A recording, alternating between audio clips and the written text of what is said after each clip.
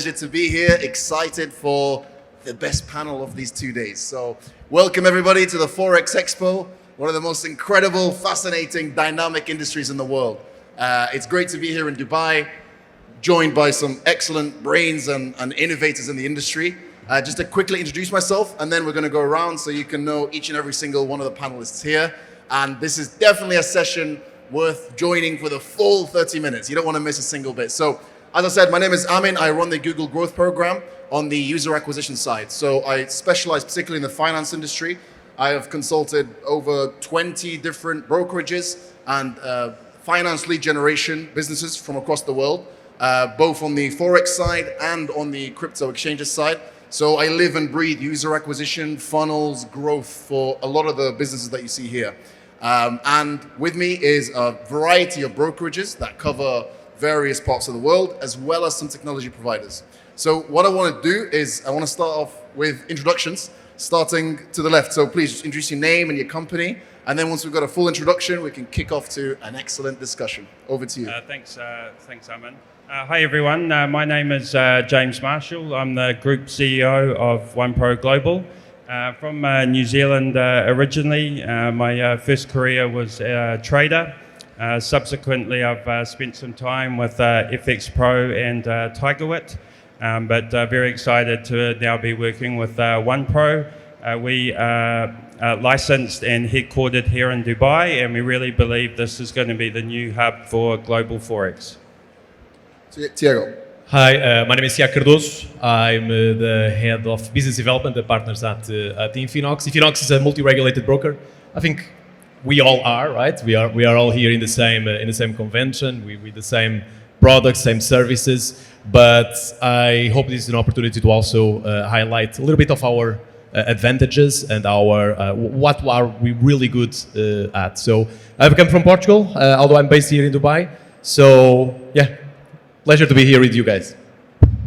Hello, it is my pleasure being here today. My name is Stathis Xenos. I'm the Vice President of Growth in ZuluTrade, part of Invasia Group. ZuluTrade is the leader of social and copy trading. Our expansion plans are very high for the next 3 years. We are acquiring license everywhere. We are expanding our services across the globe. I'm in the industry more than 10 years. In different positions in the past, and brokerages and fintech services. So we are here to have a very fruitful and creative discussion with the panel. Excellent. Over to you, Rima. Hello, and I'm happy to be with you today. My name is Rima Zurqan, head of Academy Department from Hybrid Solutions. We are a technology provider for the online trading platform Vertex FX. I'll be happy to guide you with details about it, to know more about it. A 20 years old trading solution in the market, and let's start. Sounds good. Farzad. Hi everyone, it's Farzad from Aron Groups. We are relatively a new broker. We've been around for 2 years. Our focus is in MENA, Middle East and North Africa. I think the special feature that you can find in Aron Groups, we do things very differently. We have a strategy with high volume and affordable fees. And on top of that, I think one thing that stands out, the management team is always available to our client, which is usually unlikely to see. Glad to be here. Look forward to this discussion. Hello, or Kalimera, as they say in Cyprus, where I'm from, which is the biggest hub of Forex companies in the world. My name is Nicolas Shamtanis. I represent BDSwiss as the group CEO. I have been in the industry since 2006, 12 years with Easy Markets and the next 3 years with Xenos. And now I'm here, like I said, with my team, and we have recently also opened an office, and we're expanding in this region as well. I'm happy to answer any questions. Amazing. Thank you all for that brilliant introduction. So the panel discussion today is going to be centered around user acquisition and growth. So we're just going to talk about growth. So what are the trends that you're seeing right now, and what are the best strategies out there to grow your brokerage? Who wants to jump in on that first? Well, it's you. The latest trends, as we all know, has been the emergence of different social media platforms such as TikTok and YouTube. I don't think that any company has yet managed to crack the code on how to use these channels into a real big acquisition. engine.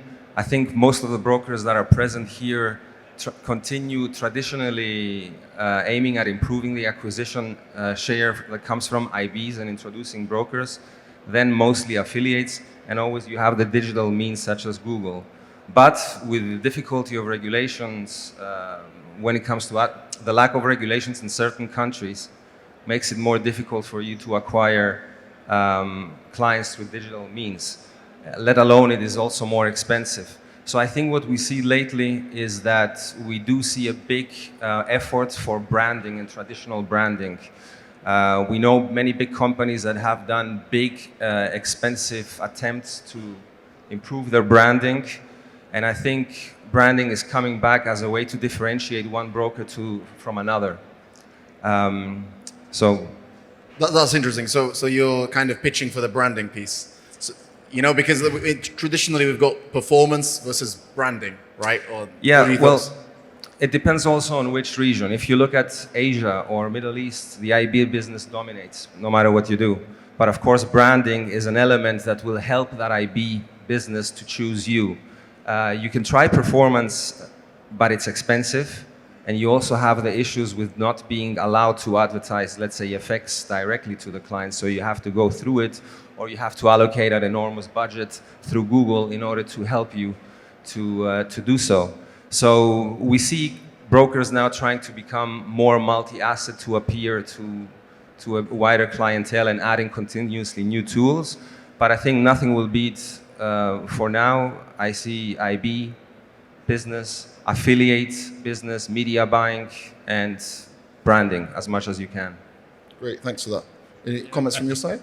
Yeah, for us at OnePro Global, our approach to all of that is very much client-driven. It's interesting, you know, talking to traders from different regions yesterday, and what they're looking for, and the way to convince them is very different from market to market. So, for example, in Nigeria, the trust of the funding is the most important to most clients. They've had bad experiences in the past with people running away with their money. So first you have to earn that trust.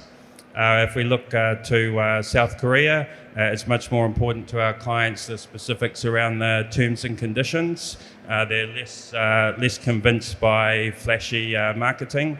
And then somewhere like Vietnam, it's very specific, approaching them around the products, particular settings around gold. So for all of that, you know, we look to the market to tell us how they want us to engage with them. No, I love this, because what you're saying there is you need to take a local approach to succeed in the markets. Yeah, you absolutely. Know, it's not a one size fits all.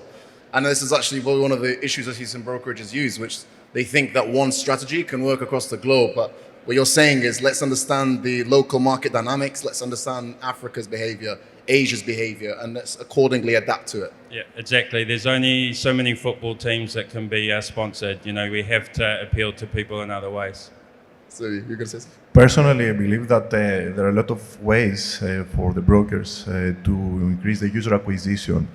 It is very important for the majority of brokers out there to differentiate somehow from the others, because 90% of them are offering the same services, unfortunately. So they have to focus on three different factors that they can increase the user acquisition. First of all, social media and finfluencers is a new trend that they can focus. However, they have to be very careful, because finfluencers affect a lot of people easily out there, and the regulators are coming to, you know, evaluate the situation. So a foreseeable trend is that the regulator is going to replace all these influencers with qualified, experienced professionals. Another way that they can increase their user acquisition is by adding tools that can help and give added value to their own users. So social engagement and copy trading could be one of them, because through engagement, you can educate your users, not only in copy trading, but in trading in general. So they can also be very careful with what kind of services they have to offer. Majority of brokers offer random signals through Telegram groups, you know, and other channels, but it's not the proper way. And also another channel for user acquisition are the right affiliates and well-established trading educational schools. Yeah, you've touched on a lot of different points there. I guess one of them was the finfluencers, which is the finance influencers. This is obviously one acquisition channel, right? The finfluencers. And you're saying it's an effective channel in your opinion? Is this something you recommend? It is an increasing trend that it is increasing very rapidly the last year, but it hides a lot of risks. So you have to be careful on which provider you're onboarding, and you have to cooperate with, proven track records and not random signals. So select a third-party provider that is doing this very well and is licensed and regulated. Very interesting. And regarding differentiation, another keyword that you've just dropped on us here, how can you differentiate yourself in such a competitive, noisy market? Can I jump in, Aron? I think just to add to the marketing side of things, marketing is one of those things that it's unlimited. The more you do, the better. But obviously, you have to have KPIs and metrics just to make sure you get something in return as well. But the fact is, if you focus on one strategy or two strategies, it just doesn't work out.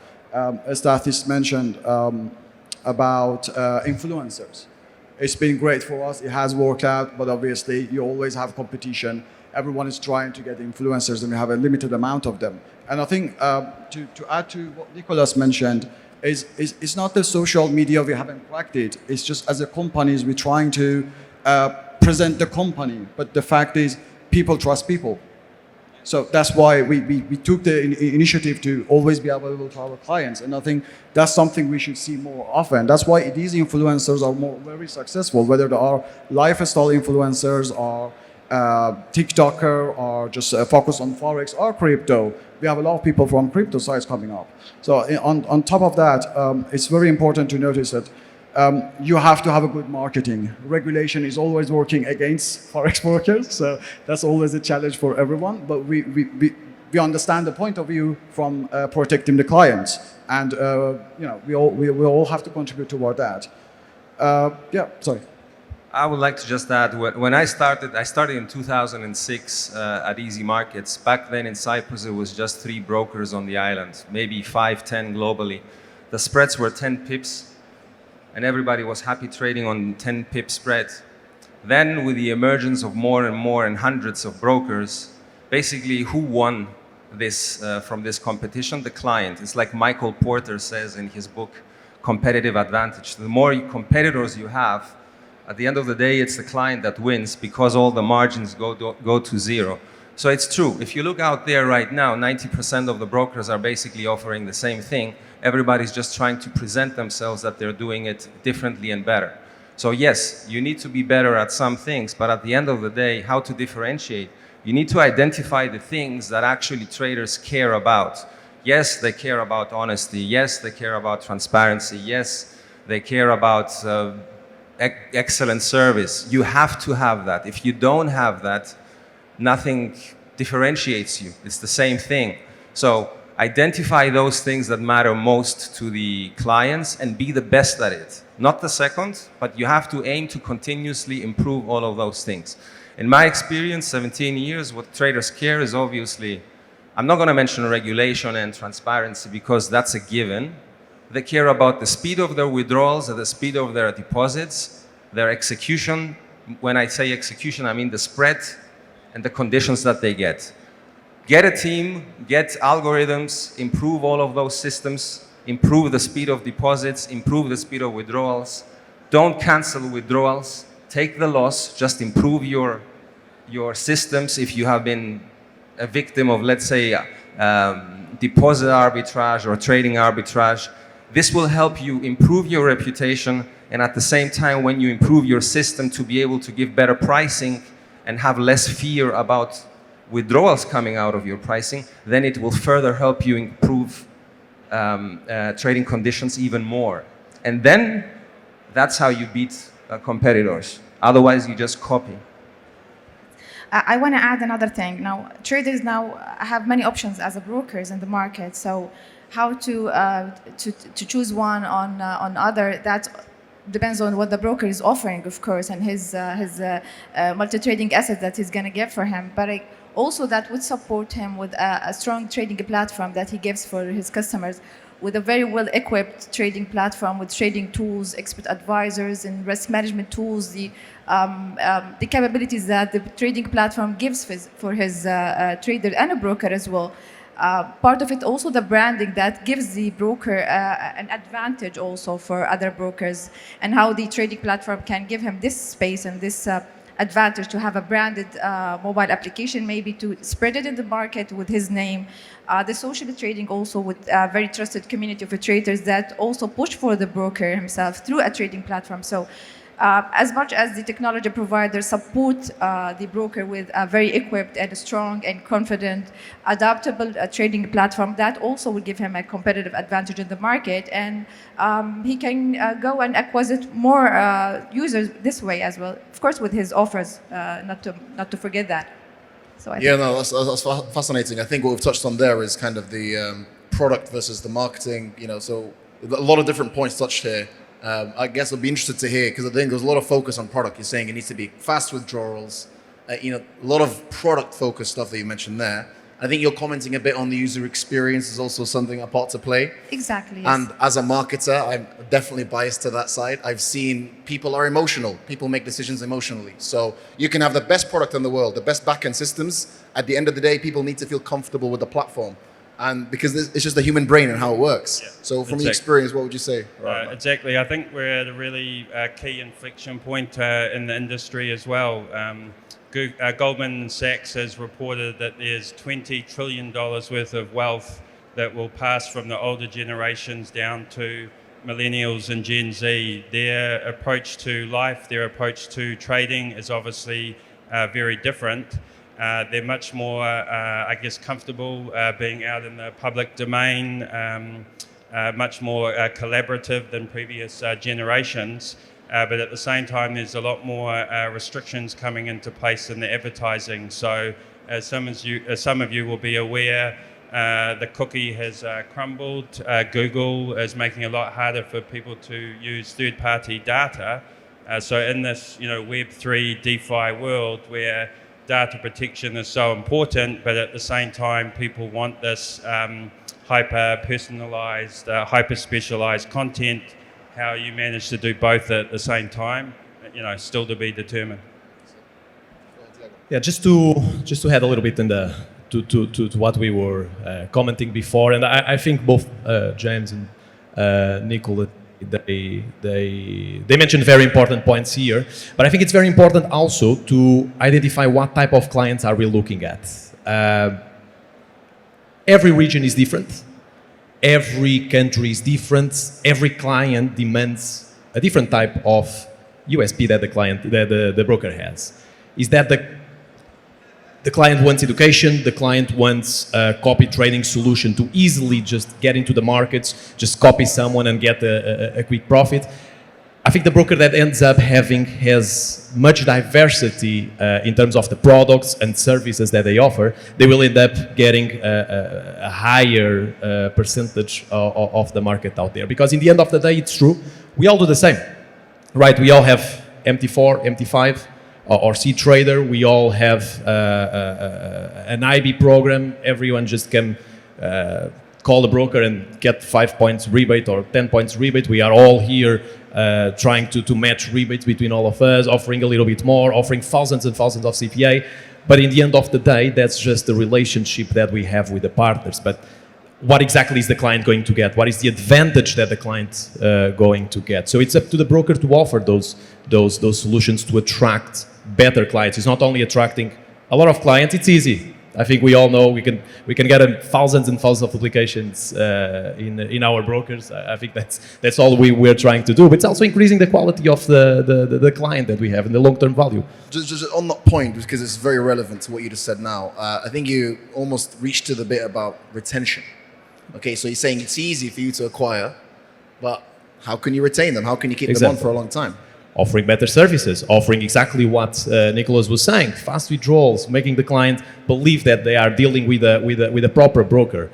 regulation is very important, as mentioned before, multi-regulation is important for the client to understand really that we are dealing with a trustworthy broker, and offering all different sorts of platforms for the clients to trade. We recently had this issue with MetaTrader. Of course, all brokers were a bit worried about that. So it just proves that also the brokers that invest in technology, that have their own platforms and use those platforms to add more functionalities to attract those clients, end up winning long term, and that's why we are here, to be on this game for the longer term. Over to you. We can have a discussion talking about regulations and credibility and safety all the day. Brokers have to do something different, because otherwise they will remain outdated, and most of them are outdated.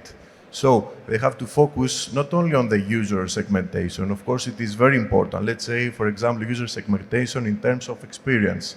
To more experienced users, you have to offer a wider range of assets, you have to offer sophisticated tools, you have to offer a lot of things. To less experienced users, you have to offer education, you have to offer engagement, you have to offer tools that eliminate their risks. But the broker have to focus on the lifetime value of the user, because otherwise the churn rate can increase very high, yes. So in order to focus on this, we have analyzed some internal data that brokers that didn't have social and copy trading as a service have 5 times less rates than the brokers that use copy trading in terms of lifetime value. Sorry, can you repeat that? So it's yes, very the clear to everyone. lifetime value is increasing the lifetime value of the user is getting increased 5 times higher by having copy trading as a service rather than the brokers that don't use copy trading as a service for their users. Just saying, that's a very significant Maybe just number. add on It has that. been analyzed from our internal raw data. 5 times? Yes, 5 times Okay, higher. that is a big From claim. the average one. I've not heard Let me that just before. add on that, Go because obviously Infinox, being a broker that invests a lot in copy trading, just like ZuluTrade, we have our own IX Social, and we have seen an abnormal increase in terms of acquisition, because it's a lot easier to go to a client and say, listen, you can just copy a trader, you can just even learn with that, because it's a first experience in the market, rather than just saying, read this book and eventually you will know how to trade. So IX Social and copy trading has been a huge advantage for us in terms of acquisition, especially in markets where it's more difficult to offer other type of USPs. Especially Latin America, in Africa, offering a solution where the client can just plug in and just copy strategies has been amazing for us, and I think that also long term ends up being a great tool for the brokers. And that comes from the fact comes from the fact that people that copy other people are more, let's say, have the sense that this is riskier than other. So they can reduce the open trades that they have. So they open less trades by following other people. So in this way, you can protect them. Interesting. You were going to make a comment. I just want to say also that I'm not here to defend or support copy trading, because I have not tried it personally in my platforms that I worked. At least not the third-party solutions. But I did want to mention also that Plus 500, the Israeli powerhouse that we all know, that is probably the biggest broker in the world in terms of acquisition of clients, just yesterday announced also that they are launching social trading or copy trading. So that would be an interesting play. Okay, and anyone can comment on the technical side of things, because I'm aware that it's not so straightforward, right? So should you do this white label? Should you do it in-house? Yeah, I think in terms of technology, I think the Forex industry is very much behind. We look at BetaTrader as a historical sort of platform that everyone loves, but it's too old. It got features, but it's too old. Look at we go on Binance, for example, we see they've been very clever about it. They have a light version of their platform. Not only is all integrated in one system, so you don't redirect and lose conversion leads, but in fact, it has a professional version as well, because we, like Stathis mentioned it as well, we get different type of clients. Some of them need education. If you bring the MetaTrader, the first thing they're gonna see is a panic. And I think we are very behind on the technology side, on the Forex side. And I've been talking to service providers over the last year, keep saying, integrate whatever platform exists, integrate it in your CRMs and other technology platforms, and then add more into it. Have a different sort of, professional or light version. We're going very slow about it. And we lose a lot of clients just because of, obviously, some of the service providers are still all to that historical fashion. And I think the era has changed. Now we have crypto. Yeah. Interesting. Rima, I think you want to say something. Yeah, I want to add something about how much the broker depends on the trading platform and the technology provider, and how much it should be also adopting, not rigid platform to add more, because the market is changing, of course, and the traders' strategies and business also increase, and the broker has to follow this demands. So if he's relying on a platform that is rigid and not willing to adopt these changes or add more, that also will be like a step back for him and not to acquire more. Now, the idea of having users is easy, but to retain them and to keep them, also that is hard. But that's why he should also get support from his platform. As for Vertex FX, for example, our trading platform is a 20 years old trading platform. It's the revolution in it year by year by also hearing from the brokers and from the trader as well, to add more trading options like the social trading, of course, and to add more trading option like for the Forex and the physical trading, to get it equipped with a very the advanced trading tools to support the traders so they can keep using the broker software and services.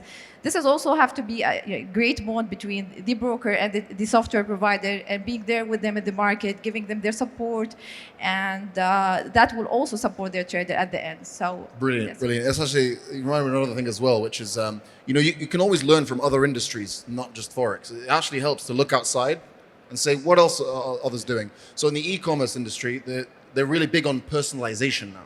So that means is that you can't treat all your user base the same. So you try to segment them, right? This person trades these kind of stock. This person trades at these kind of times. This person's a beginner. This person's a professional. And accordingly, you're trying to reach out to them to retain them in separate ways. And the Binance example is a fantastic one. They're actually one of my clients. I'm consulting them on their global strategy expansion. And yes, their pro versus the basic is excellent. They've understood that not all traders are the same. So, and they've got it in the same app as well. You could switch between the two. And another thing actually I want to mention, because this is a prime example of them being able to succeed in acquiring users, they've really doubled down on the education academy approach. They're really going down. At the end of the day, education is not just for novice and beginners, right? Things are changing all the time. Even experts need to be educated on new things. So will you comment on how important is the educating piece as a broker? Education is absolutely key. Again, this is feedback we get directly from the clients. Everyone we have spoken at this expo so far is at various levels of their trading journey. Like I said, I've been trading 25 years, and every day I'm still making mistakes, still learning new things. So education is not just for the beginners, it is for everybody. It's just how exactly that is going to engage with people and grab their attention. We are in this very copycat industry, so to really come up with a compelling education or training platform, again, whoever can crack that code is going to do very well. Nice. So we've got about a minute and a half left. So just closing remark, and then we'll wrap it up. To wrap up a little bit of what we're talking about, acquisition, about technology, about education. We can all do that in one platform, right? I can give you an example. Infinox is developing an IX1, which is a platform that gathers all of these with copy trading inside, education inside the platform. But is it the education that should be provided by the broker itself? We can work with IBs, we can work with partners, we can work with trustworthy third-party providers that can do that, and also not only offer education, but also work as an acquisition side of things, where they can acquire the clients for us. And I think that's, in the end of the day, what we are all doing here and do every day, which is trying to look for trading academies, IBs, partners that can not only refer clients to us, but also improve the quality of that client, because a more educated client is a client that is going to be with us for the long term, and that's what we want. We want the number of active traders to keep increasing. I guess this way. Go ahead. Yeah, I would just like to close by repeating the same message. You can do education, you can do great service, you can do all of that, you can do fancy marketing. The only thing that is going to make a broker differentiate and be able to capture more market share, in my experience, is a relentless investment in in-house technology with the use of scientific algorithms that will be able to create great conditions for clients, in advance capture people who are toxic flow, in advance capture those that might arbitrage you by using various payment methods, and you lose money there. So when you do that, you are able then to offer 1 to 1,000 leverage, 1 to 2,000 leverage. But if you have a system in advance that spots these guys, then you offer these conditions. Everybody will come to you because you offer the best conditions. Everything else you need to have anyway. But unless you have your risk management in place, in-house, you're just going to be building on something that is not easily, is not on solid foundations. I must say, I think you've just opened a door that needs another hour-long conversation, to be honest, Nicolas. But and I completely. I'm speaking from experience. No, yeah. I'm sure it's worthwhile, and I hope that resonated with you. But I think we're going to have to wrap it up here. So, interesting discussion. We've heard so many different things. Clearly, the importance of copy trading. It sounds like everyone's unanimously vouching for it. The rise of finfluencers, but be careful. That's what you're saying, that it works, but be careful. Be careful with the service provider that you have to choose. The more influences, the more risk. The more influence, the more risk. Go with the official way, with companies. Then you have the regulators hunting you. And then the other thing, I guess, as well, that Tiago mentioned, or whichever you like, is the importance of actually collaborating well with your partners, right? Because your partners can prime and prepare those clients as they come to you. So the more you invest in them, it's always going to have an ROI. That's why they are called partners.